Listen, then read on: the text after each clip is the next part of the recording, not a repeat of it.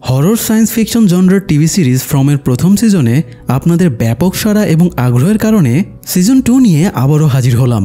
প্রথম সিজনে আমরা দেখেছিলাম একটা ছোট রহস্যময় শহরকে, যেখানে মানুষ একবার ভুল করে চলে আসলে গোলকধাঁধায় আটকে পড়ে। এছাড়াও সন্ধ্যা নামলেই এখানে পিশাচেরা হানা দিয়ে মানুষ শিকার করে।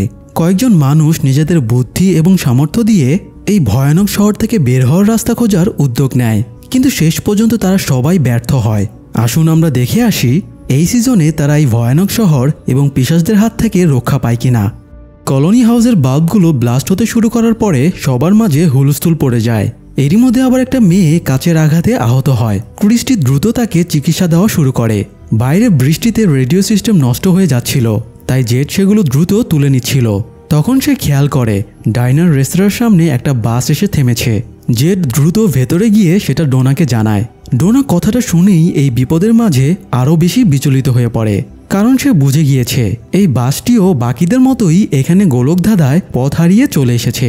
এখন আবার তাদের সবাইকে এখানকার পরিবেশ পরিস্থিতি সম্পর্কে বোঝানো লাগবে, যেটা খুবই বিরক্তিকর একটা কাজ। যাই হোক, এই বাসে বিভিন্ন বয়সের প্রায় 20-25 জন যাত্রী রয়েছে। এদের মধ্যে এলজিন নামের একটা ছেলে ছিল। সে আরামে ঘুমাচ্ছিল, কিন্তু হঠাৎ সে ঘুম ভেঙে অস্থির হয়ে ওঠে এবং বাস থামানোর জন্য জোরাজুরি করতে শুরু করে। সে বারবার বলছিল সামনে বিপদ আছে, কিন্তু কেউ তার কথার গুরুত্ব দিচ্ছিল না। এলজিন সিট থেকে উঠে আসলে র্যান্ডাল নামের একজন তাকে আটকানোর চেষ্টা করে। এ সময় এলজিন তার গায়ে বমি করে দেয়। তখন বাসের ড্রাইভার বাক্তা বাধ্য হয়ে ডাইনার রেস্তোরাঁর সামনে বাসটা থামিয়ে দেয়, কিন্তু তারা তো আর জানতো না এর চেয়েও অনেক বড় ঝামেলা তাদের সামনে অপেক্ষা করে আছে। যাই হোক, এদিকে ভিক্টর তাবিথাকে নিয়ে টানেলের ভেতর দিয়ে খুব সাবধানে এগিয়ে যাচ্ছিল। ভিক্টর তাবিথাকে কোনো রকম শব্দ করতে বারণ করে। সে জানায় তারা এখন শহরের নিচে রয়েছে, আর এই জায়গাটা হলো পিশাচদের ঘুমানোর জায়গা। তারা রাতে শিকার করে এবং দিনে ঘুমিয়ে থাকে। তাবিথা জিজ্ঞেস করে ভিক্টর এখানে কিভাবে এলো। ভিক্টর জানায় সে ফারোয়ে ট্রির মধ্যে ঢুকেছিল, তারপর সে টেলিপোর্ট হয়ে এখানে চলে এসেছে। এরপরে তার সাদা ড্রেস পরা বাচ্চাটার সাথে দেখা হয়। বাচ্চাটা তাকে এই জায়গা সম্পর্কে অবগত করে এবং এটাও জানায় তাবিথা এখানে আসবে। এজন্যই সে তাবিথার জন্য এখানেই অপেক্ষা করছিল। টানেলের ভেতরে খুবই অন্ধকার ছিল, তাই দুজনে খুব ভয়ে ভয়ে সামনের দিকে এগোচ্ছিল। এদিকে বেশ কিছুক্ষণ কেটে যাওয়ার পরে এলজিন কিছুটা সুস্থতা বোধ করে।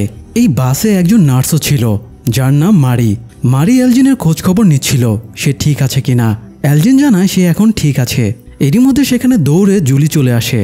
জিম তখন দৌড়ে চলে আসায় সেও বাবার জন্য বিচলিত হয়ে পড়েছিল, তাই সে এসে প্রথমেই বাড়িতে ঢোকে এবং দেখতে পায় তাদের বেসমেন্টে বড় একটা গর্ত, আর বাবা অসহায়ের মতো সেই গর্তের সামনে দাঁড়িয়ে আছে। জিম জুলিকে বলে তার মা হয়তো বেসমেন্টের নিচে আটকে আছে, তাকে উদ্ধার করতে আরও মানুষের প্রয়োজন। জুলি যেন বাইরে গিয়ে কয়েকজন মানুষকে সাহায্যের জন্য নিয়ে আসে। জুলি তখনই বাইরে চলে আসে। বাইরে বাসের যাত্রীদের সাথে অ্যালিস এবং বার ম্যানেজারও দাঁড়িয়েছিল। জুলি তাদের কাছে সাহায্য চায়। বার ম্যানেজার এবং দুজন বাসের যাত্রী জিমকে হেল্প করার জন্য ভেতরে চলে যায়। এরই মধ্যে সেখানে মাইক্রোতে করে ডোনা, ক্যানি সহ অন্যরা চলে আসে। ক্যানি চায়ের দাওয়াত দিয়ে বাসের সব যাত্রীদের ডাইনারের ভেতরে নিয়ে যায়, আর ডোনা বাস ড্রাইভার বাক্তাকে এই জায়গাটা এবং এখানকার বিপদ সম্পর্কে বোঝাতে শুরু করে। কিন্তু বাক্তার কাছে ডোনার কথাগুলো ফাজলামি বলে মনে হচ্ছিল। এমনিতেও আপাত দৃষ্টিতে আধুনিক বিশ্বের কারোরই এরকম ঘটনাতে বিশ্বাস করার কথা না, তবুও ডোনা তাকে সাধ্যমতো বোঝানোর চেষ্টা চালিয়ে যায়। ডোনা বাক্তার সাথে কথা বলছিল, তখন মারি এলজিনকে বাস থেকে বাইরে নামিয়ে নিয়ে আসে। বাইরে আসতেই এলজিনের হঠাৎ কি যেন হলো। সে মাটিতে লুটিয়ে পড়ে কাঁপতে শুরু করে। তার উপসর্গগুলো একদম সারার সাথে মিলে যায়। হতে পারে অদৃশ্য শক্তিগুলো সারার মতো এলজিনের সাথেও যোগাযোগ স্থাপনের চেষ্টা করছে। যাই হোক, এলজিনকে এভাবে কাতরাতে দেখে ক্যানি এবং জুলিও এগিয়ে আসে। তারা তিনজন মিলে এলজিনকে সামলে নেয়, কিন্তু এদিকে আবার তখন আরেক দুর্ঘটনা ঘটে যায়। জিমের বাড়িটা হঠাৎ ভঙ্গুর হয়ে ওঠে এবং চোখের পলকে সেটা ভেঙে পড়ে যায়। ব্যাপারটা এতটাই দ্রুত ঘটে যায় যে কেউ বের হবারও সুযোগ পায় না। সবাই ঘরের নিচে চাপা পড়ে, যদিও শুধুমাত্র র্যান্ডাল ভাগ্যক্রমে অক্ষতভাবে বের হয়ে আসতে পারে। জুলি আতঙ্কে দৌড়ে গিয়ে বাবা বাবা বলে ডাকাডাকি শুরু করে। কয়েক মুহূর্ত নিস্তব্ধতার পরে জিমও নিজের হুঁশ ফিরে পায়। নিজেকে সামলে নিয়ে সে জুলির ডাকের প্রতিউত্তর দেয়, যদিও সে ঘরের নিচে বাজেভাবে আটকে গিয়েছিল। তার বের হবার মতো কোনো উপায় নেই। জুলি, ডোনা সহ কয়েকজন ভেঙে পড়া ঘরের চাল সরানোর চেষ্টা করছিল। অন্যদিকে মারি এলজিনকে চিকিৎসা দিচ্ছিল। এবং ক্রিস্টি র্যান্ডালকে চেক করে দেখছিল সে কোনো চোট পেয়েছে কিনা। তখনই ক্রিস্টি আর মারি দুজনের চোখাচোখি হয়। এক মুহূর্তের জন্য দুজনের মনে ঝড় বয়ে যায়। তারা নিজেদের চোখকে বিশ্বাস করতে পারছিল না। তারা দৌড়ে একে অপরকে জড়িয়ে ধরে। আসলে তারা দুজনেই একই শহরে থাকতো এবং তারা একে অপরের খুব ভালো বন্ধু। এদিকে ভিক্টর আর তাবিথা তখনও টানেলের ভেতর দিয়ে হেঁটেই যাচ্ছিল। হঠাৎ ভিক্টরের টর্চের আলো কয়েকটা ইঁদুরের উপরে পড়ে। ইঁদুরগুলো একটা মৃত পাখিকে খাচ্ছিল। এটা দেখে তাবিথা খুব ঘাবড়ে যায়। সে ভিক্টরকে বলে ফিরে যাওয়ার জন্য, কিন্তু ভিক্টর বলে তারা ফিরে যেতে পারবে না। সেই অদৃশ্য ছেলেটি তাকে বলেছে এটিই সঠিক পথ। তাই সে তাবিথাকে বুঝিয়ে আবারও সামনের দিকে হাঁটা ধরে। আরও কিছুটা এগিয়ে যাওয়ার পরে তারা মানুষের ব্যবহার্য পরিত্যক্ত বিভিন্ন জিনিসপত্র দেখতে পায়, এই যেমন টিভি, স্যান্ডেল, ব্যাগপত্র, ভাঙা সাইকেল ইত্যাদি। ভিক্টর টর্চ মেরে সেগুলো দেখছিল। হঠাৎ তার টর্চের আলো একটা বাচ্চা পিশাচের উপরে পড়ে। পিশাচটা টিভির পাশেই একটা পাথরের উপরে শুয়ে ঘুমাচ্ছিল। তাবিথা এবার আরও বেশি ঘাবড়ে যায়। সে বারবার ভিক্টরকে রিকোয়েস্ট করে এখান থেকে পেছনে ফিরে যেতে, কিন্তু ভিক্টর তবুও তাকে নিয়ে সামনে এগোতে থাকে। আরও কয়েক পা এগোতেই তারা দেখতে পায় আশেপাশে আরও অনেক পিশাচ ঘুমিয়ে আছে। ভিক্টর তবুও শান্ত থেকে টর্চের আলো ফেলে টানেলের আশেপাশে দেখতে থাকে। হঠাৎ টর্চের আলো একটা কোট প্যান্ট পরা বাচ্চা আকৃতির পাপেটের উপরে পড়ে। পাপেটটা একটা বাক্সের উপরে বসেছিল। এতক্ষণ তাবিথাকে সাহায্য করানো ভিক্টর নিজেই এবার ভয় পেয়ে যায় আর দৌড়ে সেখান থেকে পালিয়ে যায়। বেচারি তাবিথা পড়ে যায় বেকায়দায়। এমনিতেই ভয় তার বেহাল দশা, তারপর আবার ভিক্টর তাকে রেখেই দৌড় দিল। তাবিথা নিজেকে কয়েক মুহূর্ত সময় দিয়ে শান্ত হয়। তারপরে ভিক্টরকে খুঁজতে শুরু করে। কিছুটা পেছনে এসেই সে ভিক্টরকে দেখতে পায়। ভিক্টর ভয়ে জুবুথুবু হয়ে বসেছিল। তাবিথা ভিক্টরকে জিজ্ঞেস করে তাদের কোন পথে যেতে হবে। ভিক্টর বলে সে জানে না, তার ভীষণ ভয় করছে, সে আর এগোতে পারবে না। সেই ছেলেটি তাকে যে পথের কথা বলেছিল এটা সেই পথ না। ভিক্টরের মুখে এরকম কথা শুনে তাবিথা আরও বেশি আতঙ্কিত হয়ে পড়ে। সে ভিক্টরকে এটা সেটা বুঝিয়ে শান্ত করার চেষ্টা করে, তার সাহস যোগায়। ভিক্টরকে শান্ত করে এবার তাবিথা তাকে নিয়ে আরেক পথ দিয়ে এগোতে শুরু করে। এবার টর্চটা তাবিথার হাতে ছিল। হঠাৎ তাবিথা একটা পাথরের স্তম্ভ দেখতে পায়। ছোটখাটো পাথর দিয়ে একটার উপরে আরেকটা রেখে একটা স্তম্ভ বানানো হয়েছে। স্টোন কাইরন গেম খেলার জন্য যেভাবে পাথর সাজানো হয় সেরকম আর কি। তো তখনই আবার দেখা যায় একটা বল স্তম্ভটার দিকে গড়িয়ে আসে এবং স্তম্ভটা ভেঙে যায়। দুজনেই একটু ঘাবড়ে যায় ঠিকই, তবে তাবিথা সাহস করে যেদিক থেকে বলটা এসেছে সেদিকে এগিয়ে যায় এবং গুহার ভেতরে একটা ছোট খাঁচা দেখতে পায়। সে খাঁচার কাছে যেতেই একটা পিশাচ খাঁচার ভেতর থেকে মুখ বের করে। তাবিথা ঘটনার আকস্মিকতায় ছিটকে পেছনে সরে আসে। এরই মধ্যে তারা সবচেয়ে বড় বিপদের সম্মুখীন হয়। সেখানে থাকা সব ঘুমন্ত পিশাচেরা জেগে ওঠে এবং তাদের দিকে এগোতে শুরু করে। দুজনে কোনো মতে দিক বিদিক শূন্য হয়ে পালাতে শুরু করে। পালাতে পালাতে ভাগ্যক্রমে তারা বাইরে বের হবার পথটা দেখতে পায়। তারপরে দ্রুত সেই পথ দিয়ে বাইরে এসে দেখে তারা এখন জঙ্গলের ভেতর রয়েছে, কিন্তু এত বড় জঙ্গলের ঠিক কোন জায়গায় তারা আছে সেটা তারা বুঝতে পারে না। তাবিথার তো জঙ্গলের ব্যাপারে একেবারেই জ্ঞান শূন্য, তবে ভিক্টর জঙ্গলের কিছুটা চিনত। তাই সে এবার তাবিথাকে নিয়ে একটা নির্দিষ্ট দিকে দৌড়াতে শুরু করে। এদিকে দীর্ঘক্ষণ পরে স্টিভেন্সের একটা স্বপ্ন দেখে ঘুম ভাঙে। সে এখনও সেই পাথরের প্রাচীরে ঘেরা জায়গাটাতেই আটকে রয়েছে। সে সাহায্যের জন্য চিৎকার করতে থাকে। গতকাল থেকে সে অনেকবার সাহায্য চেয়ে ডাকাডাকি করেছে, কিন্তু এইবার তার ভাগ্য সহায় ছিল। কেউ একজন তার ডাকের উত্তর দেয়। স্টিভেন্স উপরে থাকা মানুষটার কাছে সাহায্য চায় তাকে এখান থেকে বের করার জন্য। লোকটা স্টিভেন্সকে সাহায্য করবে জানায়, তবে সেও শর্ত দেয় যে স্টিভেন্সও যেন তাকে সাহায্য করে। স্টিভেন্স তার শর্ত মেনে নিলে সে সুড়ঙ্গের ভেতর থেকে একটা দড়ি ফেলে দেয় আর স্টিভেন্স সে দড়ি বেয়ে উপরে উঠতে শুরু করে। এদিকে শহরে সন্ধ্যা নেমে আসছিল, তাই সবাই দ্রুত জিম এবং বাকি দুজন আটকে পড়া মানুষকে উদ্ধার করার জন্য দ্রুত ঘরের ভাঙা অংশগুলো সরাচ্ছিল। কিন্তু ঘরের ভাঙা অংশগুলো এলোমেলোভাবে একটার উপরে অন্যটা লেগেছিল, তাই দ্রুত সেগুলো সরানোর চেষ্টা করলে আটকে পড়াদের জন্য সেটা প্রাণঘাতী হতে পারে। তাই জিম তাদের দ্রুত কাজ করতে বারণ করে দেয়। ডোনাও পরিস্থিতি বিবেচনায় উদ্ধার অভিযান থামিয়ে দিতে বলে। তাদের এখনই সেফ জায়গায় চলে যেতে হবে, কারণ সন্ধ্যা নামতে বেশি সময় বাকি নেই। পিশাচের দলেরা একটু পরেই বেরিয়ে আসবে। কিন্তু জুলি বাবাকে এভাবে ফেলে যেতে চাইছিল না। সে বলছিল অন্তত রক্ষা কবচ পাথরটা এখানে ঝুলিয়ে দেওয়া হোক। ডোনা বলে এখানে পাথর ঝুলালে সেটা কাজ করবে না, এর চেয়ে বরং জিম যদি সারা রাত চুপচাপ কাটিয়ে দিতে পারে তাহলে তার বেঁচে থাকার চান্স আছে। এই রক্ষাকবচ পাথরগুলো আবিষ্কার হওয়ার আগে ডোনা 1 বছর এভাবেই সার্ভাইভ করেছিল। এদিকে বাঘটা আবার বাসের সব যাত্রীদের বাসে উঠে বসার নির্দেশ দেয়। সে এখান থেকে যাত্রীদের নিয়ে চলে যেতে চায়। তখন ডোনা তাদের বাধা দিয়ে বলে তারা এখান থেকে কোথাও যেতে পারবে না। সে সবাইকে বুঝিয়ে বলে একটু পরে তাদের সাথে কি অঘটন ঘটতে পারে, কিন্তু তার এই আজগুবি কথা কেউই বিশ্বাস করতে চাইছিল না। সেখানে একটা বিশৃঙ্খলা সৃষ্টি হয়ে যায়। তখন বিরক্ত হয়ে ডোনা গাড়ি থেকে শটগানটা বের করে এনে বাসের টায়ারে গুলি করে চাকা পাংচার করে দেয়। তখন সবার মাঝে উত্তেজনা ও আতঙ্ক শুরু হয়ে যায়। সবাই এদিক সেদিক পালাতে শুরু করে। এই সময় কেনিও একটা ফাঁকা গুলি করে সবাইকে ডাইনারের ভেতরে যাওয়ার নির্দেশ দেয়। তার নির্দেশ মেনে অনেকেই ডাইনারের ভেতরে ঢুকে পড়ে, আবার অনেকে পালিয়েও যায়। তাদেরকে বুঝিয়ে ফিরিয়ে আনতে ফাতেমা এবং অ্যালিসও তাদের পেছনে দৌড়ে যায়। অন্যদিকে স্টিভেন্স অনেক কষ্টে দড়ি বেয়ে উপরে উঠে আসে এবং দেখতে পায় এটা বড়সড় একটা গুহার মতো জায়গা। সে নিজের সেফটির জন্য গানটা বের করে।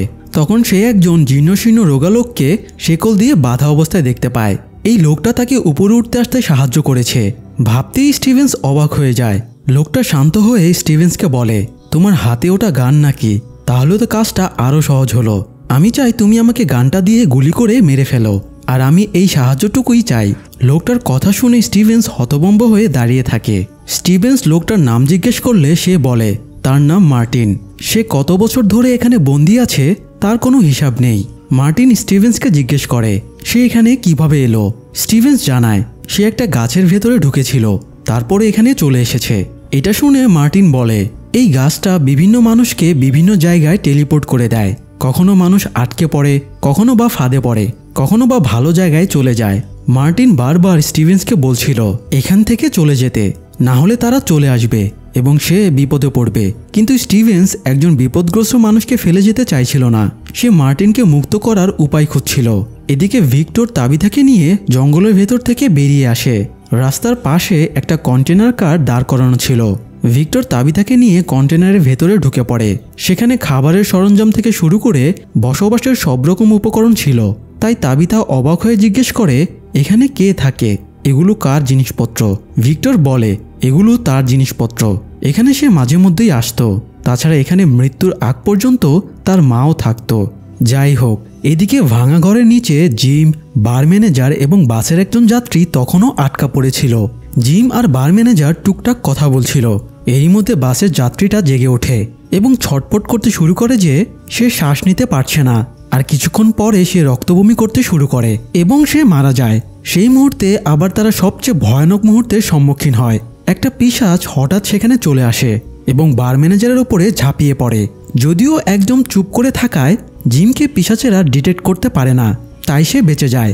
অন্যদিকে স্টিভেন্স সিদ্ধান্ত নেয় সে পাথর দিয়ে মার্টিনকে বেঁধে রাখা শিকল ভেঙে তাকে মুক্ত করবে। তারপর তাকে শহরে নিয়ে এসে চিকিৎসা দেবে। স্টিভেন্স মার্টিনকে রক্ষাকবচ পাথরটা দেখিয়ে বলে এটা সাথে থাকলে পিশাচেরা তাদের কিচ্ছু করতে পারবে না। মার্টিন উদ্বিগ্ন হয়ে বলে এই পাথর ওনাদের কাছে অচল। তুমি জঙ্গলে বাইরে যেসব পিশাচদের দেখেছ ওরা জাস্ট দাবার ছোট ছোট গুটি, পেছনে আরও বড় শক্তি আছে। স্টিভেন্স তার কথার গুরুত্ব না দিয়ে শেকলটা পাথর দিয়ে ভাঙতে শুরু করে। এই সময় হঠাৎ একটা মিউজিক বেজে ওঠে। স্টিভেন্স এগিয়ে গিয়ে দেখে এটা ছোট একটা মিউজিক বক্স। সেখানে একটা পুতুলের বালেট ডান্সের সাথে মিউজিক বাজছে।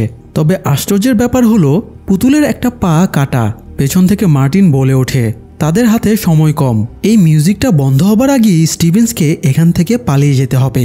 এটা ওনাদের আসার সংকেত। কিন্তু স্টিভেন্স তো অবাক হয়ে শুধু মিউজিক বক্সটাই দেখে যাচ্ছিল। কয়েক মুহূর্ত পরে স্টিভেন্স আবারও মার্টিনের শেকল ভাঙতে শুরু করে এবং সে এক হাতের শেকল ভেঙেও ফেলে। সে যখন অন্য হাতের শেকল ভাঙছিল তখন মার্টিন অনেক অসুস্থ হয়ে পড়ে। তাই স্টিভেন্স মার্টিনকে আগলে ধরে।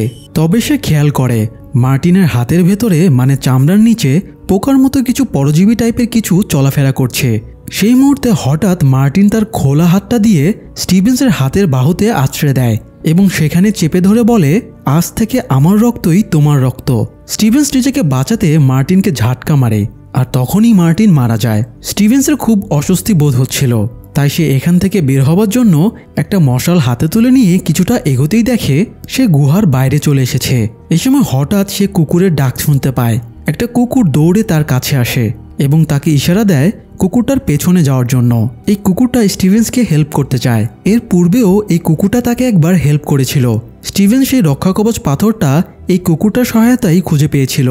যাই হোক, স্টিভেন্স কুকুরটাকে ফলো করে জঙ্গলের গভীরে চলে আসে। তখন সে দেখে পিশাচের দল জঙ্গলের ভেতর থেকে বেরিয়ে আসছে।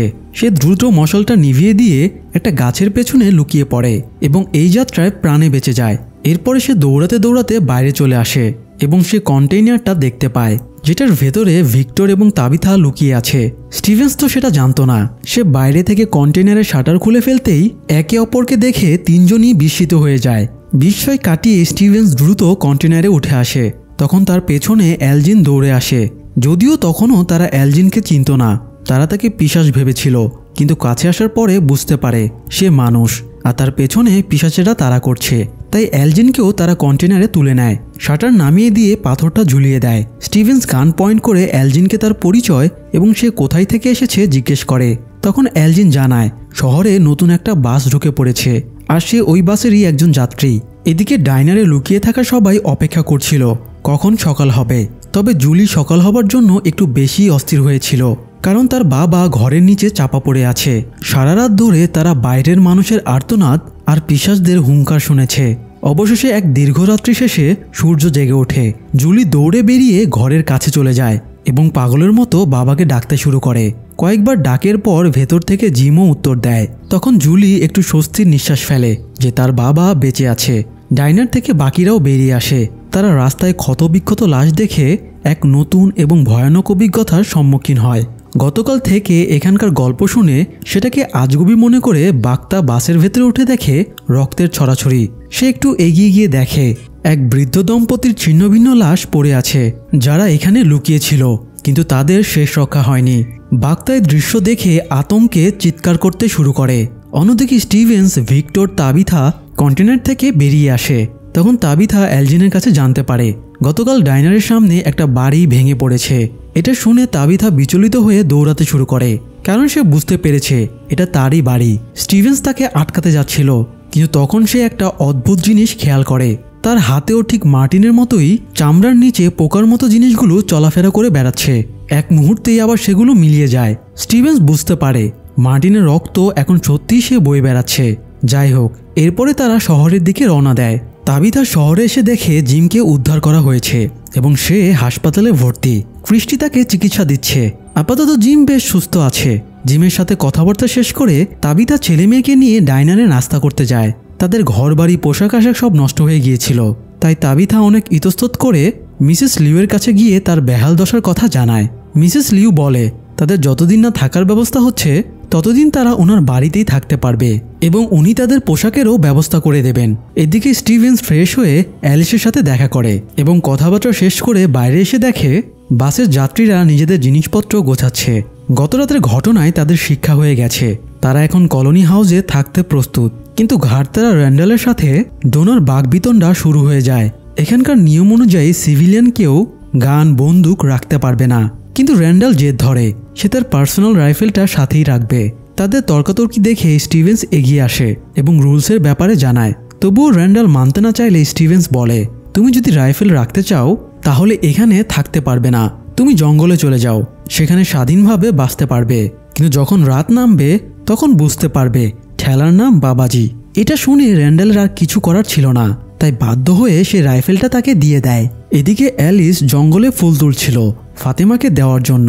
সে আর ফাতেমা একে অপরকে অনেকদিন ধরে ভালোবাসে। এখান থেকে বেরিয়ে যাওয়ার পরে তারা বিয়েরও প্ল্যান করে রেখেছে, যদিও কখনো সেটা সম্ভব হবে কিনা তারা জানে না।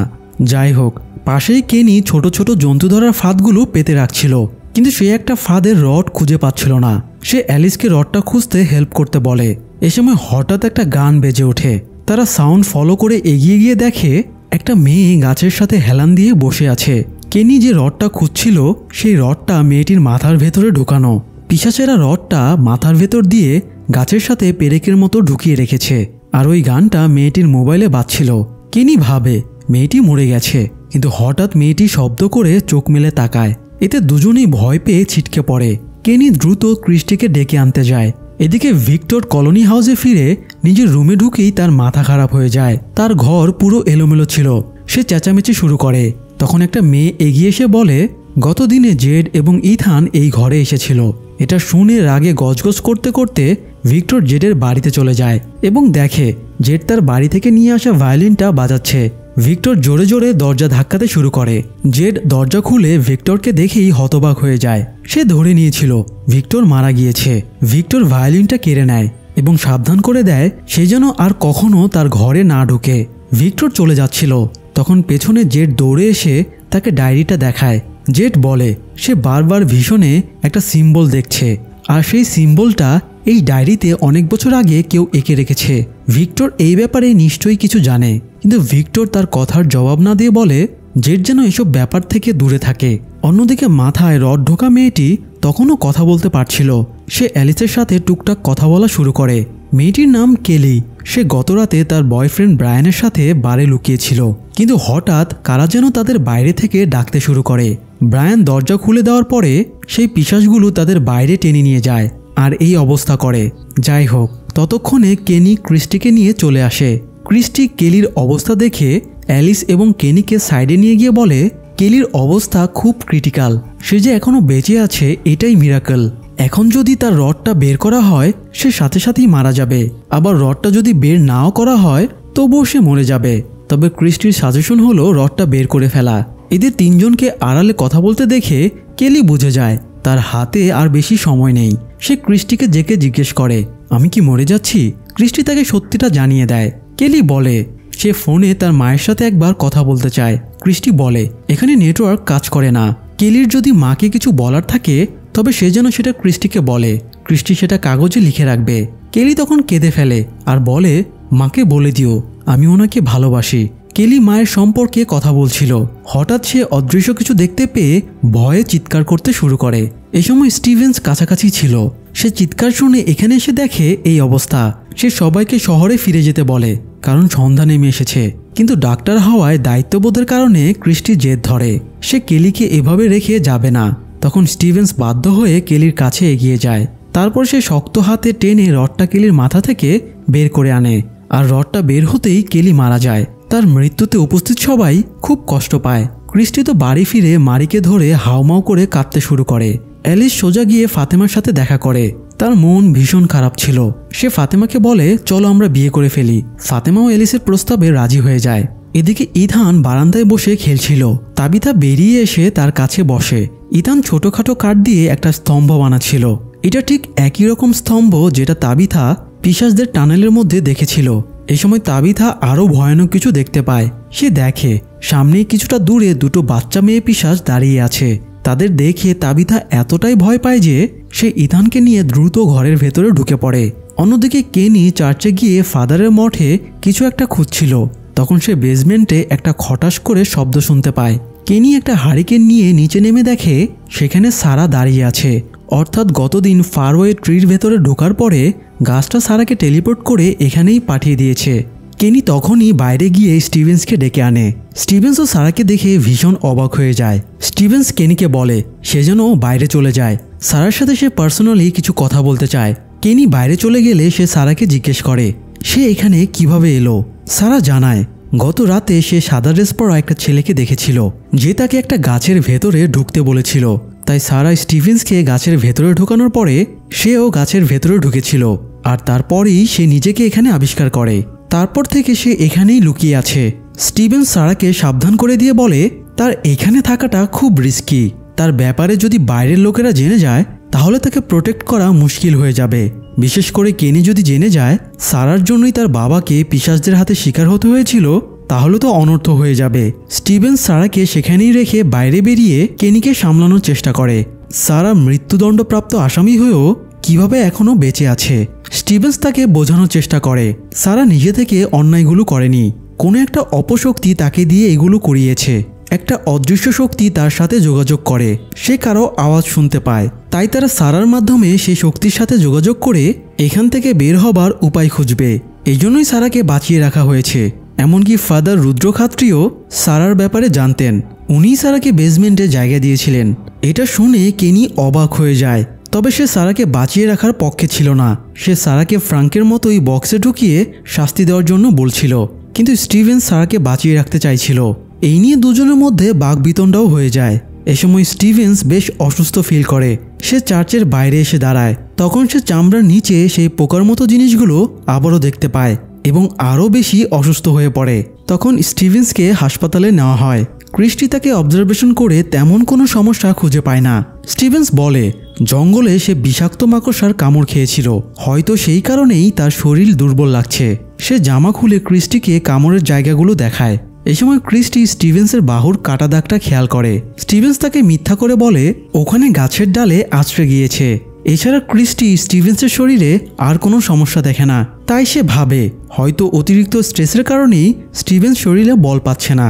যাই হোক, স্টিভেন্স বাড়ি ফিরে ফ্রেশ হয়ে ড্রয়িং রুমে এসে দেখে সোফায় ফাদার রুদ্র বসে আছে।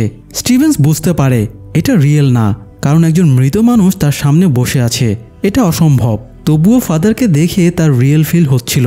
ফাদার স্টিভেন্সকে বলে স্টিভেন্সের কেনির কাছে তার বাবার মৃত্যুর সত্যিটা গোপন করা উচিত হয়নি, তার কেনিকে বলে দেওয়া উচিত। সারার কারণেই তার বাবার মৃত্যু হয়েছিল।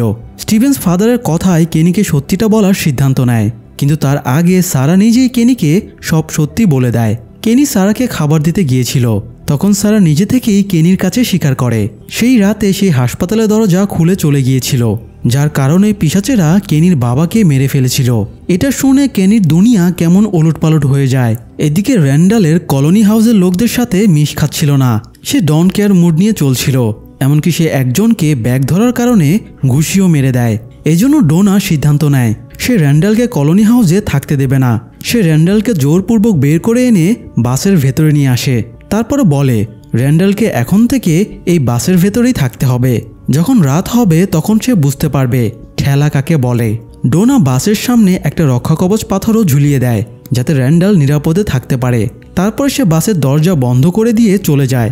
অন্যদিকে স্টিভেন্স কেনিকে খুঁজতে খুঁজতে হাসপাতালে গিয়ে তাকে পায়। কেনি খুব আপসেট হয়েছিল, সে আরও বেশি আপসেট ছিল। স্টিভেন্স তার কাছে সত্য গোপন করেছে এই জন্যে। কেনি বলে সারাকে সে ওই বক্সে ঢোকাবে এবং তার প্রাপ্য শাস্তি বুঝিয়ে দেবে, কিন্তু স্টিভেন্স আবারও এর বিরোধিতা করে। তখন কেনি রাগ করে তার ব্যাজটা ফেলে দেয় আর নিজের ডেপুটি শেরিফের দায়িত্ব থেকে পদত্যাগ করে চলে যায়। যাই হোক, রাতে র্যান্ডাল বাসেই শুয়েছিল। শেষ রাতের দিকে পিশাচেরা এসে বাসের দরজা জানলায় টোকা দিচ্ছিল, ফলে র্যান্ডালের ঘুম ভেঙে যায়। পিশাচেরা তাকে বাহিরে ডাকে, কিন্তু র্যান্ডাল রাগী হলেও বোকা ছিল না। সে পিশাচদের সাথে রাগারাগি শুরু করে আর বলে তোমরা যতই চেষ্টা করো না কেন আমি কিছুতেই ভয় পাবো না। পিশাচেরা একটু পরেই আবার দেখা হবে বলে জঙ্গলের দিকে ফিরে যেতে শুরু করে, কারণ ভোরের আলো ফুটতে শুরু হয়েছে, তাই পিশাচদের গুহায় ফিরে যেতে হবে। র্যান্ডাল তাদের তাচ্ছিল্য করে ডাকতে থাকে। তারা একবার পেছনে ঘুরে তাকিয়ে আবারও জঙ্গলের দিকে চলে যায়। এদিকে সেই অদ্ভুত সিম্বলটা রহস্য উদ্ঘাটন করতে না পেরে জেডের বেহাল দশা হয়ে যায়। নাওয়া খাওয়া সব ভুলে সে ডায়েরি আর ডায়েরিতে পাওয়া ছবিটা নিয়েই ভাবনায় ডুবে থাকে। আর এই জন্যই বোধ হয় সে হঠাৎ তার ঘরের দরজার সামনে ফটোর লোকটাকে দাঁড়িয়ে থাকতে দেখতে পায়। লোকটার হাতে ডায়েরি ছিল। লোকটা ডায়েরির সিম্বল আঁকা পেজটা বের করে আর তখন সিম্বলের ভেতর থেকে রক্ত গড়িয়ে পড়তে থাকে। জেড ভয়ে চিৎকার দিয়ে ওঠে। তারপরে চোখ মেলে দেখে সেখানে কেউই নেই, সব তার মনের ভুল। কিছুক্ষণ পরে সকাল হয়। স্টিভেন্স চার্চেই ঘুমিয়েছিল। হঠাৎ দরজায় কেউ জোরে ধাক্কাধাক্কি করছিল, তাই স্টিভেন্স উঠে দরজা খুলে দেয়। তখন রেগে মেগে তাবিথা আর জিম ভেতরে ঢোকে। তারা সারাকে খুঁজছিল। কেনি তাদেরকে সারার ফিরে আসার কথা বলে দিয়েছে, তাই তারা এত রাগান্বিত হয়ে এখানে এসেছে। স্টিভেন্স তাদের শান্ত করার চেষ্টা করছিল। তখন সারা ভেতর থেকে বেরিয়ে আসে। তাবিথা সারাকে আঙ্গুল তুলে থ্রেট দেয়, তোমাকে যদি আমার বাড়ির আশেপাশে দেখি তাহলে আমি তোমাকে খুন করে ফেলবো। এই বলে তাবিথা বেরিয়ে যায়। জিমও তাকে ফলো করে চলে যায়। তারা চলে যাওয়ার পরে স্টিভেন্সও দ্রুত তার ড্রেস পরে বের হবার জন্য রেডি হয়। সে সারার ব্যাপারে ডোনার সাথে কথা বলবে। সারাকে প্রোটেক্ট করতে হলে এই ব্যাপারটা ডোনার সাথে আলাপ করা জরুরি। কিন্তু দুঃখজনকভাবে স্টিভেন্স যখন ডোনাকে এই ব্যাপারটা বলে, ডোনা স্পষ্ট জানিয়ে দেয় rules is rules. Dona rules অনুযায়ী সারাকে ওই বক্সে ঢুকে শাস্তি দেওয়ার সাজেশন দেয়, কিন্তু স্টিভেন্স অন্য কোনো উপায় খুঁজে বের করবে বলে সেখান থেকে চলে যায়। এদিকে ডিপ্রেসড জেড বারের মদের বোতলগুলো দিয়ে সিম্বলটা বানিয়ে সেটার অর্থ খোঁজার চেষ্টা করছিল। তখন সেখানে ভিক্টর আসে। ভিক্টর জেডকে ভায়োলিন দেখিয়ে বলে জেড যদি তাকে ভায়োলিন বাজিয়ে শোনায় তাহলে সে ফটোর ওই লোকটার ব্যাপারে জেডকে জানাবে। জেড ভিক্টরের প্রস্তাব মেনে নেয়। তখন ভিক্টর তাকে জঙ্গলের সাইডে নির্জন একটা জায়গায় নিয়ে যায়। সেখানে অসংখ্য পরিত্যক্ত গাড়ি পড়েছিল। ভিক্টর জানায় এইসব গাড়ি অনেক আগে থেকেই এখানে রয়েছে। ভিক্টর একটা হলুদ গাড়ির ওপরে উঠে বসে, তারপরে জেডকে ভায়োলিন বাজাতে বলে। জেড বুঝতে পারে এটা ভিক্টরের মায়ের গাড়ি ছিল। ভিক্টর বলে যখন তার ভয় লাগতো তখন তার মা তাকে এভাবে গাড়িতে বসিয়ে ভায়োলিন বাজিয়ে শোনাতো, তখন তার ভয় কেটে যেত। ভিক্টর জেডকে তার মায়ের মতো করে টুইঙ্কেল গানটার সুর বাজাতে বলে। তখন জেড ভায়োলিন বাজায় আর ভিক্টর চোখ বন্ধ করে পুরনো স্মৃতির ঘ্রাণ নেয়। ভায়োলিন বাজানো শেষ হলে ভিক্টর প্রতিশ্রুতি মতো জানায় ফটোর ওই লোকটার নাম ক্রিস্টোফার। সে জেডকে ক্রিস্টোফারের গাড়িটাও দেখায় এবং বলে ক্রিস্টোফার খুব হাসি খুশি লোক ছিল, সে সবাইকে হাসাতে পারত, তাই সবাই তাকে পছন্দ করত। কিন্তু যখন সে এই সিম্বলটা দেখতে শুরু করে তখন থেকে সে বদলে যায়। হাসি খুশি মানুষটা একদম গম্ভীর হয়ে যায়। এরপরে একদিন ভিক্টরের মা তাকে বলে সে যেন আজ রাতে নতুন কোথাও লুকিয়ে থাকে, যেখানটার ব্যাপারে ক্রিস্টোফার জানে না। মায়ের কথা মতো ভিক্টর সেটাই করে। পরের দিন সকালে যখন সে বাইরে বেরিয়ে আসে তখন দেখে সারি সারি লাশ পড়ে আছে। এটুকু বলেই ভিক্টর ঘাবড়ে যায় এবং সেখান থেকে চলে যায়। এদিকে তাবিথা সে গুহার সামনে আসে। সেদিন রাতে যেখান দিয়ে সে আর ভিক্টর বের হয়েছিল, পাথরের স্তম্ভটার মতো করে আজ গুহার সামনে সেম একটা স্তম্ভ বানায়। তারপর চিৎকার করে বলে আমি এসেছি, আমি এখানে। তখনই জঙ্গলের ভেতর থেকে কয়েকটা বাচ্চা পিশাচ বেরিয়ে আসে এবং তারা অনবরত আংখুই বলতে থাকে। এক পর্যায়ে তারা তাবিতাকে ঘিরে ধরে এবং চারিদিক থেকে চেপে ধরে। তখন তাবিতা ভয়ে চোখ বন্ধ করে চিৎকার করতে শুরু করে। কয়েক মুহূর্ত পরে সে চোখ মেলে দেখতে পায় সেখানে কেউই নেই। তবে সে খেয়াল করে তার নাক দিয়ে রক্ত বের হচ্ছে। এই সময় কাছাকাছি জায়গা দিয়ে জেড শহরে ফিরছিল। সে চিৎকারের আওয়াজ শুনে এসে দেখে তাবিতা ভয় পেয়ে দাঁড়িয়ে আছে। আতঙ্কিত তাবিতা জেডকে জিজ্ঞেস করে সে কাউকে দেখেছে কিনা, কিন্তু জেড বুঝতেই পারছিল না তাবিতা কাকে দেখার কথা বলছে। এদিকে স্টিভেন্স কেনির মা মিসেস লিওর সাথে ডাইনারে গিয়ে দেখা করে। সে সারার উপস্থিতি নিয়ে ওনাকে বোঝানোর চেষ্টা করছিল। এই সময় কেনি চলে এসে স্টিভেন্সকে দেখে রাগারাগি শুরু করে, তাই স্টিভেন্স বিদায় জানিয়ে চলে যায়। এরপর সে সারাকে ডাকতে ডাকতে চার্চের ভেতরে ঢোকে, কিন্তু এ কি, তার চিরচেনা চার্চটা একদম অন্যরকম দেখাচ্ছে। পুরো চার্চ ফাঁকা। এই সময় সে আবারও সেই মিউজিকটা শুনতে পায়। সে পাশে তাকিয়ে দেখে জঙ্গলের গুহার ভেতরের মিউজিক বক্সটা একটা টেবিলের ওপরে। হঠাৎ তার অন্য পাশে মিউজিক বক্সের পুতুলটার মতো করে একটা মেয়ে বালেট ডান্স শুরু করে। কিছুক্ষণ ডান্সের পরে মেয়েটা স্টিভেন্সের সামনে এসে দাঁড়ায় আর তখনই মেয়েটা হা করে চিৎকার দেয় এবং মুখের ভেতর থেকে অসংখ্য জোকের মতো পোকা বেরিয়ে আসতে থাকে। এই ভয়ঙ্কর দৃশ্য দেখে স্টিভেন্স তখনই নিজেকে ডাইনারের ভেতরে আবিষ্কার করে। আসলে এতক্ষণ সে যা দেখছিল তা সব তার ভ্রম, তার হ্যালুসিনেশন হচ্ছিল। সে তো এখন ডাইনার থেকে বেরই হয়নি। স্টিভেন্সকে এভাবে পড়ে যেতে দেখে কেনি এবং তার মা স্টিভেন্সকে তুলে ধরে চেয়ারে বসায়। একটু স্বাভাবিক হয়ে স্টিভেন্স চলে যেতে চাইলে কেনি তাকে জঙ্গলের পাশে পাতালঘর পর্যন্ত এগিয়ে দেয়। স্টিভেন্স ঠিকঠাকভাবে হাঁটতে পারছিল দেখে কেনি আবার ফিরে যাচ্ছিল। তখন স্টিভেন্স আবার আর্তনাদ করে ওঠে এবং বলে তার হাতের ভেতরে কিছু ঘুরে বেড়াচ্ছে। কেনি এগিয়ে আসলে দেখে তার হাত স্বাভাবিকই আছে। তখনই আবার স্টিভেন্স সেই মিউজিকটা শুনতে পায়। সে দেখে একটা পাথরের উপরে মিউজিক বক্সটা রাখা। এ সময় পাতাল ঘরে দরজা খুলে যায় আর সেই বালেট ডান্স করা মেয়েটা বেরিয়ে এসে আবার নাচতে শুরু করে স্টিভেন্স কেনিকে ডাকে দেখানোর জন্য। কিন্তু সেই মুহূর্তে আবার সব স্বাভাবিক হয়ে যায়। তখন স্টিভেন্স বেশ বিব্রত বোধ করে এবং দ্রুত শহরের দিকে চলে যায়। তারপর সে হাসপাতালে এসে ক্রিস্টিকে সব খুলে বলে। জঙ্গলের গুহাতে মার্টিনের ঘটনাও বলে। এ সময় কেনিও সেখানে ছিল। কেনি এবং ক্রিস্টি দুজনেরই কেউ স্টিভেন্সের এরকম লজিকলেস কথা বিশ্বাস করছিল না। তারা ভাবছিল স্টিভেন্স কোনো মানসিক ডিমেনশিয়াতে ভুগছে। রাতে স্টিভেন্স যখন ঘুমানোর চেষ্টা করছিল তখন আবারও সে পাশের টেবিলে মিউজিক বক্সটা দেখে। এরপরে সে পাশের পর্দার আড়ালে বালেট ড্যান্সের ছায়া দেখতে পেয়ে পর্দাটা সরিয়ে দেয়, কিন্তু দেখে সেখানে কেউই নেই।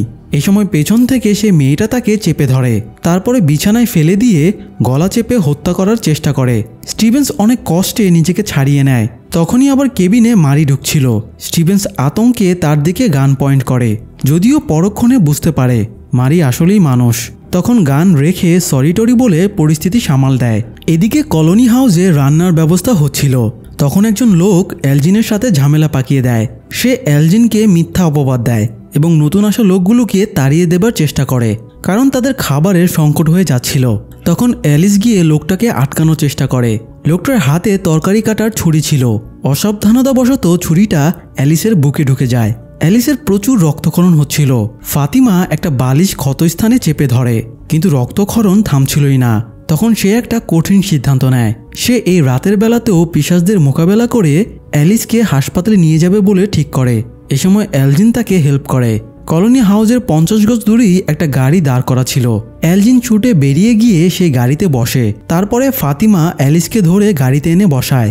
যদিও চারিদিক থেকে পিশাচেরা এগিয়ে আসছিল, তবে তারা ভাগ্যক্রমে সঠিক সময় গাড়িটা স্টার্ট করে দেয় এবং ঠিকঠাকভাবে হাসপাতালে এসে পৌঁছায়। স্টিভেন্স ছেলের এই অবস্থা দেখে বিচলিত হয়ে পড়ে। অ্যালিসের বুকে রক্ত জমাট বেঁধে গিয়েছিল, তাই ক্রিস্টি আরেকটা ফুটো করে জমাট রক্ত বের করে দেয়। তখন অ্যালিস শ্বাস নিতে সক্ষম হয়, কিন্তু প্রচুর রক্তক্ষরণের কারণে অ্যালিস রিকভার করতে পারছিল না, তাই তার রক্তের প্রয়োজন ছিল। স্টিভেন্সের আর অ্যালিসের রক্তের গ্রুপ একই ছিল, তাই ক্রিস্টি স্টিভেন্সকে রক্ত দিতে বলে। কিন্তু স্টিভেন্স বলে অ্যালিসকে রক্ত দিলে তার শরীরে যেসব পরজীবী আছে সেগুলো অ্যালিসের শরীরেও ট্রান্সফার হয়ে যাবে, তাই সে রক্ত দিতে পারবে না। এরকম সিরিয়াস মুহূর্তে স্টিভেন্সের পাগলামি কারো ভালো লাগছিল না। কেনি স্টিভেন্সের দিকে গান পয়েন্ট করে তাকে বলে সে যেন এখনই রক্ত ডোনেট করে। তখনই হঠাৎ স্টিভেন্সের হাতের পরজীবীগুলো জেগে ওঠে। এই সময় সবাই সেটা দেখতে পায় এবং বুঝতে পারে স্টিভেন্স সত্যি বলছে। উপায় না দেখে কেনি বলে এই পরজীবীগুলো তার ভেতরে ট্রান্সফার করে দিতে। মার্টিন যদি এগুলো স্টিভেন্সের ভেতরে ট্রান্সফার করতে পারে, তাহলে নিশ্চয়ই স্টিভেন্সও অন্য কারো ভেতরে এগুলো ট্রান্সফার করতে পারবে। এই কথাটা শুনে স্টিভেন্সের মাথায় একটা আইডিয়া আসে। সে কোনো আলোচনা না করেই বাইরে চলে যায় এবং পিশাচদের তার কাছে ডাক দেয়। একটা পিশাচ তার সামনে আসতেই সে নিজের হাত কাটে এবং পিশাচের গলায় ছুরি চালিয়ে দেয়। তারপরে নিজের কাটা হাতটা পিশাচের গলায় রেখে বলে এখন থেকে আমার রক্তই তোমার রক্ত। আর এভাবে আইডিয়াটা কাজও করে যায়। স্টিভেন্সের পরজীবীগুলো পিশাচটার ভেতরে ট্রান্সফার হয়ে যায়। পিশাচটা তখনই ছটপট করতে করতে মাটিতে লুটিয়ে পড়ে। এটা দেখে বাকি পিশাচেরা পেছনে সরে যায়। স্টিভেন্স ভেতরে চলে আসে এবং স্বাভাবিকভাবেই রক্ত ট্রান্সফার হয়। তারপরে অ্যালিস অনেকটাই সুস্থ বোধ করে। ফাতিমাও অনেকটা নিশ্চিন্ত হয়। সে বাইরে গিয়ে কাঁদতে শুরু করে। ক্রিস্টি তাকে কাঁদতে দেখে কাছে এসে সান্ত্বনা দেয়। ফাতিমা একটু শান্ত হয়ে ক্রিস্টিকে জিজ্ঞেস করে তার কাছে প্রেগনেন্সি কিট আছে কিনা। ক্রিস্টি একটু চমকে ওঠে, কারণ এখানে সে প্রথম এরকম প্রশ্নের সম্মুখীন হলো। সকালে সবাই হাসপাতালের দরজার গ্লাস দিয়ে দেখতে পায় পিশাচটা এখনও সেখানেই পড়ে আছে। তারা কাছে গিয়ে দেখে পিশাচটা মরে গেছে। এই প্রথমবার এইরকম অবিশ্বাস্য ঘটনা ঘটল। কথা ওঠে পিশাচের লাশটা কি করা হবে। কেনি বলে লাশটা পুড়িয়ে ফেলার জন্য, কিন্তু স্টিভেন্স বলে লাশটা তারা হাসপাতালের ভেতরে নিয়ে যাবে, যাতে তারা গবেষণা করে এদের বিলীন করার উপায় খোঁজার চেষ্টা করবে। ক্রিস্টিও স্টিভেন্সকে সমর্থন করলে তারা লাশটা ভেতরে নিয়ে যায়। এদিকে জিম তাবিথার সাথে কথা বলছিল। তখন তার মাথার ওপর দিয়ে সাই করে কিছু একটা উড়ে যায়। সে খেয়াল করে দেখে এটা একটা ড্রোন। এই ড্রোনটা র্যান্ডাল উড়াচ্ছে। জিম র্যান্ডালের কাছে এগিয়ে যায় এবং বলে তার এই ড্রোনটা তারা কাজে লাগাতে পারে। এই বলে সে র্যান্ডালকে তার অ্যাক্সিডেন্ট হওয়া আরভি কারে নিয়ে যায়। গাড়িতে একটা ছোট রেডিও সিস্টেম রয়েছে, কিন্তু এখানে সিগন্যাল নেই। তাই র্যান্ডালের কাজ হবে ড্রোনের সাহায্যে রেডিও অ্যান্টেনা যতটা উপরে সম্ভব উড়িয়ে নিয়ে যাওয়া, যাতে তারা বহির্বিশ্বের কাউকে সাহায্যের জন্য সিগন্যাল পাঠাতে পারে। র্যান্ডাল নিজেও তো পাগলাটে টাইপের, তাই এই নতুন এক্সপেরিমেন্টের জন্য সে বেশ আগ্রহী হয়ে ওঠে। অন্যদিকে ক্রিস্টি, স্টিভেন্স এবং কেনি মিলে পিশাচটার ডেড বডির পোস্টমর্টেম শুরু করে। ক্রিস্টি সার্জিক্যাল নাইফ দিয়ে পিশাচের বুকে একটু কাটতেই পিশাচটা নড়ে ওঠে এবং হুঙ্কার দিয়ে থেমে যায়। কেনি আতঙ্কিত হয়ে এই কাজ থামিয়ে দিতে বলে, কিন্তু স্টিভেন্স এবং ক্রিস্টি তার কথা না মানায় সে রাগ করে বেরিয়ে যায়। তখন ক্রিস্টিও তার পেছনে বেরিয়ে গিয়ে তাকে বুঝিয়ে সুঝিয়ে শান্ত করে ফিরিয়ে নিয়ে আসে। এদিকে মারির শরীর খারাপ লাগছিল, তাই সে রুমে শুয়েছিল। হঠাৎ সে একটা মিউজিক শুনে ভাবে ক্রিস্টি ফিরে এসেছে। সে ক্রিস্টিকে খুঁজতে খুঁজতে একটা রুমে গিয়ে দেখে পিশাচটা জ্যান্ত হয়ে ঘুরে বেড়াচ্ছে। মারি ভয়ে ছুটে বাইরে এসে স্টিভেন্সের সাথে দেখা হয়। ঠিক ওই সময় পিশাচটা তাদের রুমে ঢুকে পড়ে। স্টিভেন্স তার গান দিয়ে পিশাচটাকে শ্যুট করতে থাকে। একই সময় সেই স্টিভেন্সের দেখা একই মিউজিক বক্সটা পাশের একটা টেবিলে দেখতে পায়, আর তখনই তার ঘুম ভেঙে যায়। আতকে ঘুম ভেঙে জেগে উঠে মারি বুঝতে পারে সে এতক্ষণ স্বপ্ন দেখছিল। অন্যদিকে ফাতিমা জানতে পেরেছে সে সত্যিই প্রেগনেন্ট, কিন্তু সে কাকে প্রেগনেন্সির কথাটা বলবে বুঝতে পারছিল না। সে অ্যালিসকেও কথাটা বলতে পারছিল না। শেষে অনেক ইতস্তত করে সে কথাটা ডোনাকে জানায়। ফাতিমা এরকম ভয়ঙ্কর এক জায়গায় নিজের সন্তানের জন্ম দিতে ভয় পাচ্ছিল। তবে ডোনা তাকে আনন্দের সাথে ভরসা দিয়ে বলে এটা শুভ লক্ষণ, এই জায়গায় যা কিছু হয় শুধু খারাপই হয়, কিন্তু এই প্রথম ভালো কিছু ঘটতে যাচ্ছে, তাই এই ব্যাপারটাকে অ্যাপ্রিসিয়েট করা উচিত। ডোনার কথা শুনে ফাতিমা নিজের ভেতরে একটু কনফিডেন্স পায়। যাই হোক, স্টিভেন্স, ক্রিস্টি এবং কেনি দ্বিতীয় দফায় পিশাচটার পোস্টমর্টেম শুরু করে। ক্রিস্টি পিশাচের বুকের খাপাচি সরিয়ে দেখে এটার শারীরিক গঠন একদম মানুষের মতোই। পিশাচটার অ্যানাটমি হুবহু মানুষের সাথে মিলে যায়। তবে আশ্চর্যজনক ব্যাপার হলো এটার শরীর একদম শুকনো খটখটে ছিল, রক্তের ছিটাফোটাও ছিল না। কিন্তু ক্রিস্টি এখানেই থেমে থাকার পাত্রী না, সে আরও বেশি নলেজ পাওয়ার জন্য পিশাচটার পেটের ভেতরে হুংলাতে শুরু করে। এক পর্যায়ে সে রেগে ছুরি দিয়ে অনর্গল স্ট্রাইপ করতে শুরু করে। তখন তারা এক বিস্ময়কর জিনিস দেখে, এটার পিত্ত থেকে সোনালি রঙের লিকুইড বেরিয়ে এসেছে। ক্রিস্টি বলে এগুলো হয়তো পিত্তরস। স্টিভেন্স ভাবে এই লিকুইড তারা পিশাচদের হত্যা করতে কাজে লাগাতে পারে, তাই সে লিকুইড সংগ্রহ করে নেয়। এদিকে এলজিন বাথটাবে পানির ট্যাপ ছেড়ে দিয়ে কান পর্যন্ত পানির ভেতরে শুয়েছিল, কারণ সে অনেক স্ট্রেসে ছিল। জুলি তাকে সাজেশন দিয়েছিল জুলির যখন স্ট্রেস হয় সে একই কাজ করে, তখন সে সমুদ্রের গর্জন ফিল করে আর স্ট্রেস দূর হয়ে যায়। জুলির সাজেশন মতো এলজিনও তাই করে। এই সময় সে স্টিভেন্স আর মারির মতো একই মিউজিক বক্সের মিউজিক শুনতে পায়। সে মাথা উঁচু করে বেসিনের উপরে সেই মিউজিক বক্সটা দেখতে পায়। ঠিক এই সময়ে একটা মেয়ে পিশাচ তাকে পানির ভেতরে ঢেসে ধরে এবং মেরে ফেলার চেষ্টা করে। এলজিন নিজেকে বাঁচানোর সব চেষ্টা করে, সে দম বন্ধ হয়ে মরেই যাচ্ছিল। এরপরে হঠাৎই আবার সবকিছু স্বাভাবিক হয়ে যায়, সেখানে আর কিছুই ছিল না। এদিকে আবার আরেক অবিশ্বাস্য ঘটনা ঘটে যায়। কেনির মা রান্না করছিল, এ সময় কেনি কিচেনে ঢোকে আর তখনই তাদের টেলিফোনটা বেজে ওঠে। কেনি আর তার মা দুজনেই হতবাক হয়ে যায়। এই শহরে তো কোনো রকম যোগাযোগ ব্যবস্থা নেই, তাহলে এই টেলিফোন কিভাবে বেজে উঠল? কেনি বিস্ময় কাটিয়ে রিসিভারটা কানে ধরে হ্যালো বলে।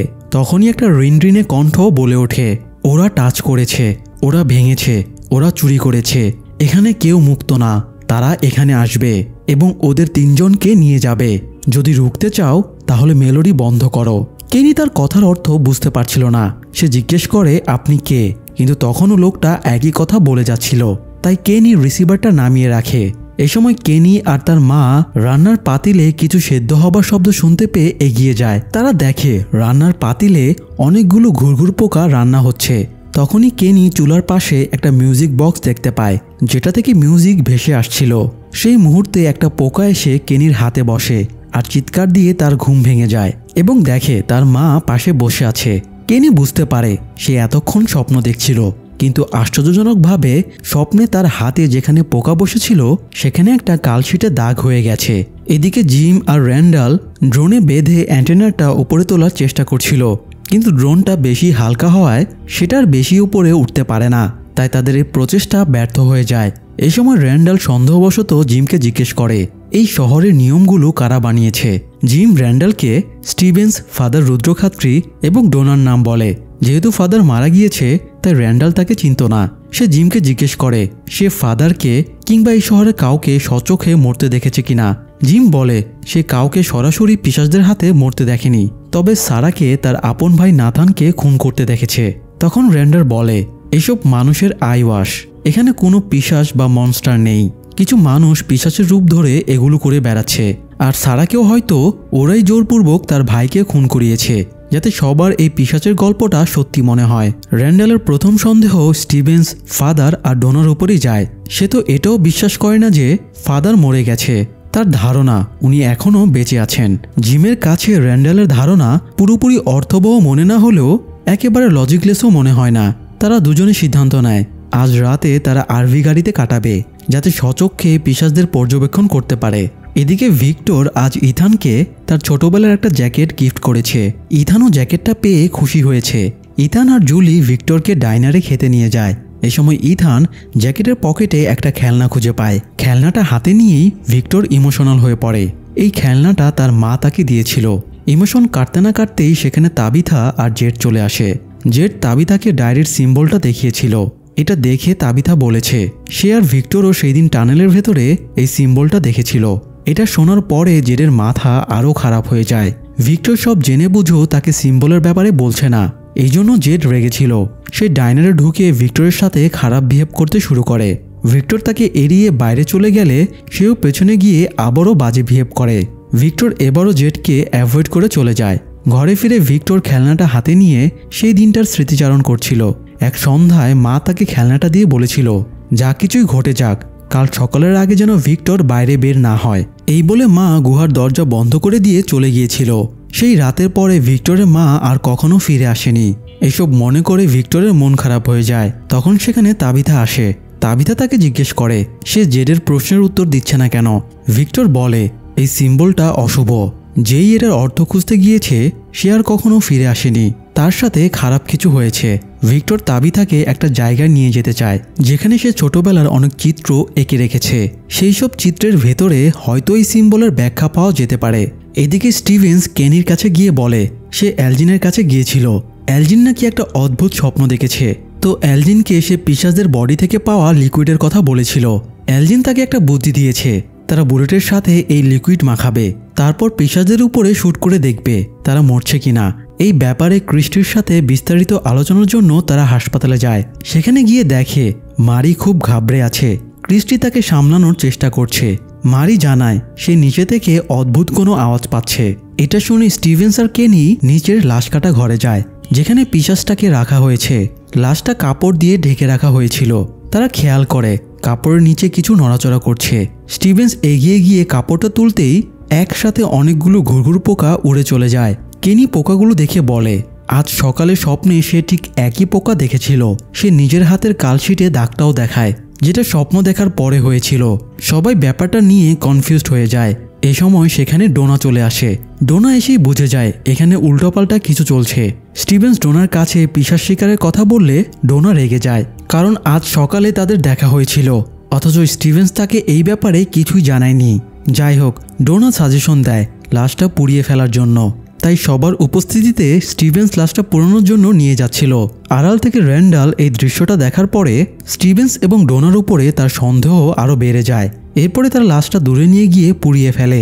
সৎকার শেষ করে স্টিভেন্স শহরে এসে দেখে রেজি নামের এক লোক তার বাড়ি থেকে রক্তমাখা শরীরে চিৎকার দিয়ে সাহায্য চেয়ে বেরিয়ে আসছে। সেখানে স্টিভেন্স বাদেও কেনি, জুলি, ইথানও ছিল। তারা সবাই অবাক হয়ে রেজির দিকে তাকিয়ে থাকে।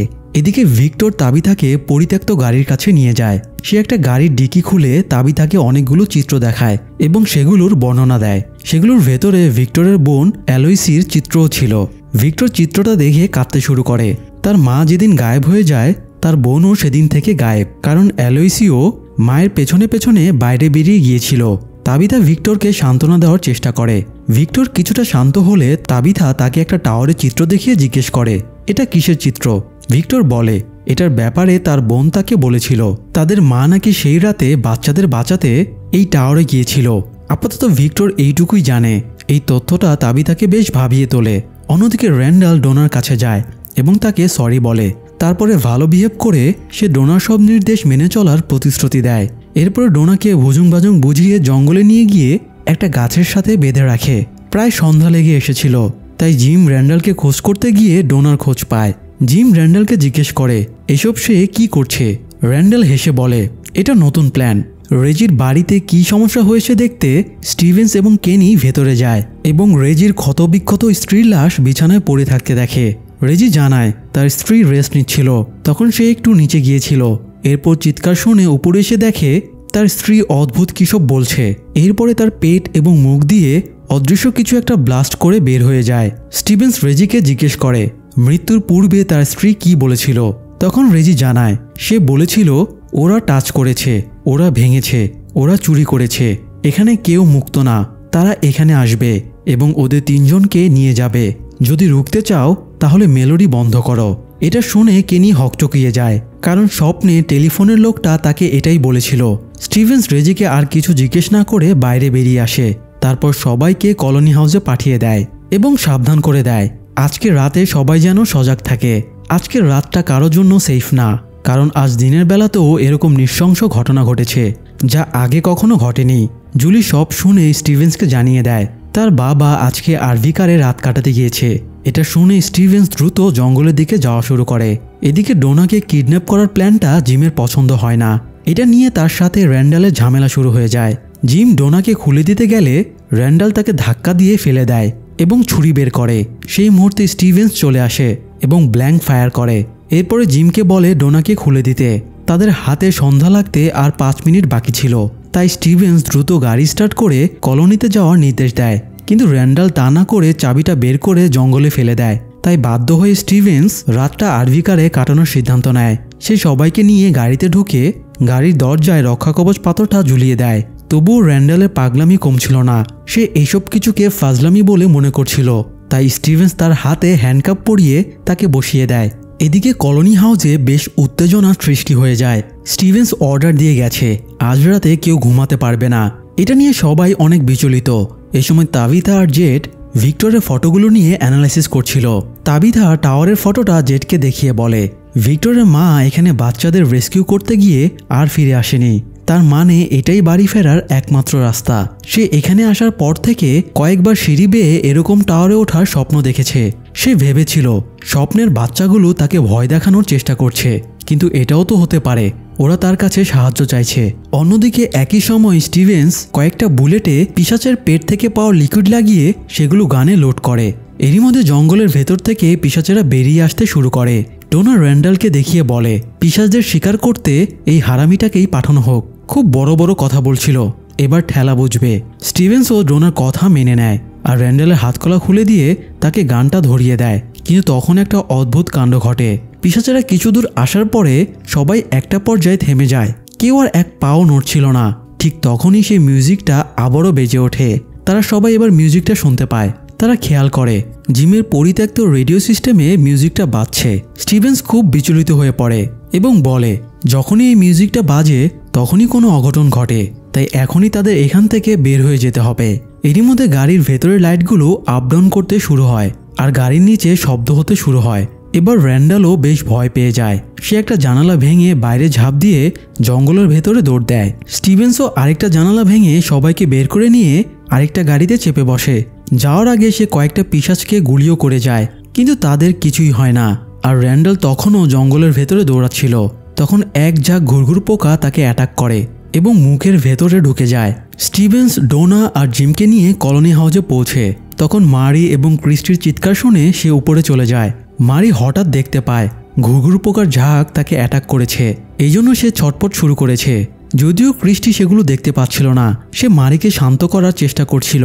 স্টিভেন্সও গিয়ে ক্রিস্টির সাথে যোগ দেয়। মারি স্বাভাবিক তো হয়ই না, বরং তার চোখগুলো সাদা হয়ে যায় এবং সে সেন্সলেস হয়ে যায়।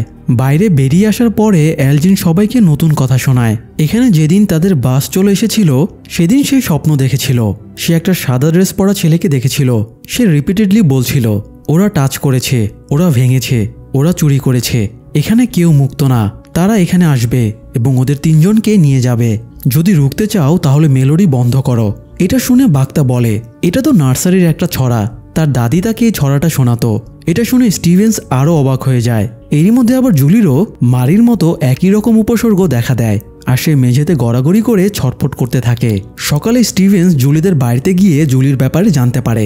এরপরে সে সোজা সারার সাথে কথা বলতে চলে যায়। তার ধারণা সারা তাদের এই সমস্যার সমাধানে পথ দেখাতে পারবে। এদিকে ডোনা, এলজিন এবং আরেকটা লোককে নিয়ে র্যান্ডালকে জঙ্গলে খুঁজতে যায় এবং তার বডিটা খুঁজে পায়। ডোনা র্যান্ডালসের পালস এবং চোখ চেক করে। তার চোখ একদম সাদা হয়েছিল। ডোনা তাকে গাড়িতে তুলে নেওয়ার নির্দেশ দেয়। তারা যখন তাকে তুলতে যাচ্ছিল তখনই র্যান্ডাল চিৎকার দিয়ে ওঠে। পাশাপাশি জুলি এবং মারিও চিৎকার দিয়ে ওঠে। কেউই আর তাদের শান্ত করতে পারে না। এদিকে স্টিভেন্স সারা এবং কেনিকে নিয়ে জঙ্গলে যায়। তারপর সে ওই জায়গায় আসে। মার্টিনের গুহার ভেতর থেকে বের হয়ে সে যেখানে পৌঁছেছিল। এখানে আসতেই সারার অস্বস্তি শুরু হয়। সে ওই মিউজিকটা শুনতে পায়। তার মাথার যন্ত্রণা এবং নাক দিয়ে ব্লিডিং শুরু হয়। সারা জানায় তার সাথে একজন কানেক্ট হয়েছে। সে তাদের সবাইকে এখান থেকে চলে যেতে বলছে। সেই সাথে সারা এটাও জানায় জুলি এবং অন্যরা মরে যাবে, আর তারা মরে গেলে আর কিছুই করার থাকবে না। তাই স্টিভেন্সকে ওই মিউজিকটা যেভাবেই হোক থামাতে হবে। কিন্তু স্টিভেন্স বুঝতে পারছিল না সে ওই মিউজিকটা কিভাবে থামাবে। উপায় অন্তর না পেয়ে স্টিভেন্স আবারও শহরে ফিরে আসে। অন্যদিকে তাবিথা এই গোলকদাতা থেকে বের হওয়ার জন্য ভিক্টরের মায়ের থিওরিকে একবার ট্রাই করে দেখার কথা ভাবে। সে ভিক্টরের কাছে ওই টাওয়ারে যাওয়ার জন্য হেল্প চায়। ভিক্টর তাকে একটা বোতল ট্রির চিত্র দেখায় এবং বলে টাওয়ারে যাওয়ার আগে এই গাছের কাছে যেতে হবে। দর্শক, আপনাদের মনে আছে কিনা স্টিভেন্স আর সারাও কিন্তু এই বোতলটির কাছে একবার গিয়েছিল, কিন্তু তারা এটা রহস্য ফাইন্ড আউট করতে পারেনি। যাই হোক, ভিক্টর তাবিথাকে ওই গাছের কাছে নিয়ে যেতে রাজি হয়। জিমও অনিচ্ছা সত্ত্বেও তাবিথাকে যেতে দিতে রাজি হয়। সবাই যখন নিজেদের মতো চেষ্টা চালিয়ে যাচ্ছিল তখন জেডও বসেছিল না, তবে সে এখনও ওই সিম্বলটা রহস্য উদ্ঘাটনের জন্যই মরিয়া হয়ে আছে। সে বারে বসে মদের ভাঙা বোতল দিয়ে সিম্বলটা বানানোর চেষ্টা করছিল। তখন বারের ম্যানেজার হঠাৎ তাকে দেখা দেয়। যেই লোকটা মরে গিয়েছে তাকে জেড দেখতে পাচ্ছে, তবুও তার কোনো হাইচাই নেই। সে সিম্বলের অর্থ খুঁজতেই ব্যস্ত। এই সময় বার ম্যানেজার তাকে সাজেশন দেয় ওই গুহাতে যেতে, যেখানে তাবিথা আর ভিক্টর সিম্বলটা দেখেছিল। এটা শুনে জেড সত্যিই সেই গুহাতে চলে যায়। তারপরে দিক ঠিক রাখার জন্য একটা দড়ি বেঁধে সেটার অন্য প্রান্ত নিয়ে টানেলের ভেতরে ঢুকে পড়ে। কিছু দূর ঢুকতেই সে একটা পাপেট দেখতে পায়, যেটা সে একবার স্বপ্নে দেখেছিল। প্রথমে ভয় পেলেও সাহস সঞ্চয় করে সে আস্তে আস্তে এগিয়ে গিয়ে পাপেটটা টাচ করে দেখে। তারপরে বুঝতে পারে এটা স্বপ্ন না, বাস্তব। এরপরে আরও সাহস নিয়ে সে সামনে এগোতে থাকে এবং হঠাৎ দেখতে পায় তার চারপাশে 7টা পাথরের উপরে 7টা বাচ্চা মেয়ে পিশাচ শুয়ে উপরের দিকে তাকিয়ে অনর্গল আংখুই বলছে। তখন জেডও উপরের দিকে তাকায় এবং সে তার প্রতীক্ষিত সিম্বলটা আবিষ্কার করে। সেই মুহূর্তেই আবার মেয়ে পিশাচগুলো অদৃশ্য হয়ে যায়। এদিকে ভিক্টর তাবিথাকে নিয়ে বোতলটির সামনে পৌঁছে যায়। ভিক্টর বলে এই গাছের সামনে সে তার মায়ের মৃতদেহটি খুঁজে পেয়েছিল। এটা শুনে তাবিথা একটু হকচকিয়ে যায়, কারণ ভিক্টরের মা মারা গিয়েছিল এটা সে জানতো না। সে তো ভেবেছিল ভিক্টরের মা থিওরিটা প্রমাণ করতে পেরেছিল, কিন্তু এখন দেখছে এটা মন গড়া থিওরি।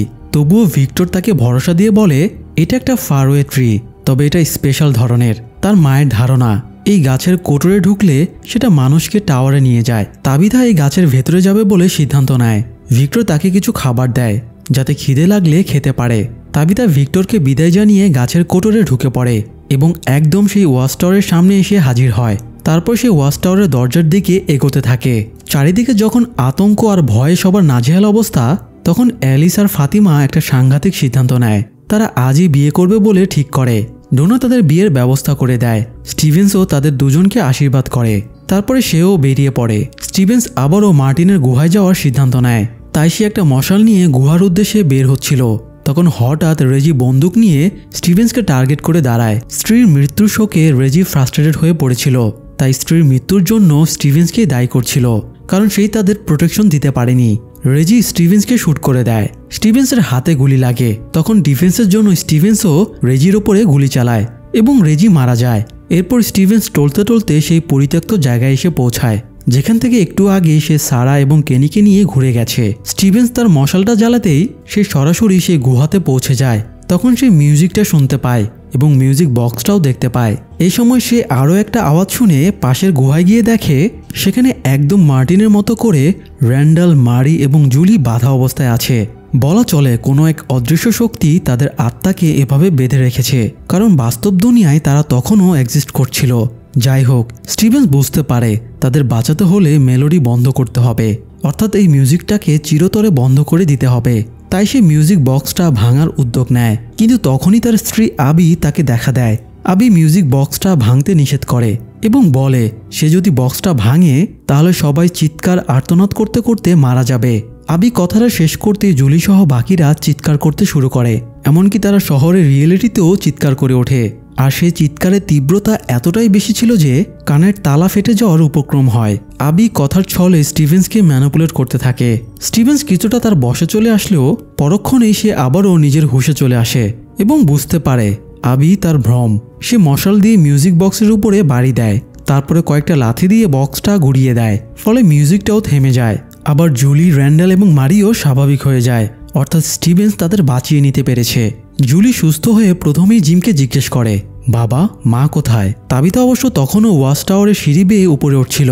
সে ওঠার সময়ে আংখুই আওয়াজটা শুনতে পাচ্ছিল, কিন্তু কাউকে দেখতে পাচ্ছিল না। এক পর্যায়ে সে ওয়াচ টাওয়ারের ছাদে উঠে পড়ে। তখন সাদা ড্রেস পরা ছেলেটা সেখানে হাজির হয় এবং বলে এটাই একমাত্র রাস্তা। এই বলে ছেলেটা তাবিথাকে ধাক্কা মেরে ওয়াচ টাওয়ার থেকে ফেলে দেয়। এরপরে কতদিন কেটে যায় তাবিথা জানে না। সে যখন জেগে ওঠে নিজেকে একটা হাসপাতালের কেবিনে আবিষ্কার করে। প্রথমে সে কনফিউজড হয়ে যায় যে সে এখন কোথায় আছে। সে কি আদৌ গোলকধাঁধা থেকে বের হতে পেরেছে? ঠিক একই সময় ব্রডি নামের একজন মহিলা ডাক্তার কেবিনে প্রবেশ করে। তাবিথা জিজ্ঞেস করে, আমি কোথায়? ডাক্তার ব্রডি জানায় এটা সেন্ট অ্যান্থনি হাসপাতাল। 3 দিন আগে দুইজন হাইকার তাকে বেহুশ অবস্থায় জঙ্গলে খুঁজে পেয়েছিল। এটা শুনে তাবিথা হতবাক হয়ে যায়। সে এই গোলকধাঁধা থেকে বের হতে তো পেরেছে, কিন্তু সেই সাথে নিজের পরিবারকেও হারিয়েছে। এই শোকে তাবিথা কাতর হয়ে পড়ে, আর সিজন 2 এখানেই শেষ হয়ে যায়। দর্শক, ফ্রম সিরিজের 3য় সিজনও সম্প্রতি মুক্তি পেয়েছে। আপনাদের যথেষ্ট রেসপন্স পেলে আমরা 3য় সিজনটি নিয়েও হাজির হব, তাই চ্যানেলটি সাবস্ক্রাইব করে আমাদের পাশেই থাকুন। ধন্যবাদ।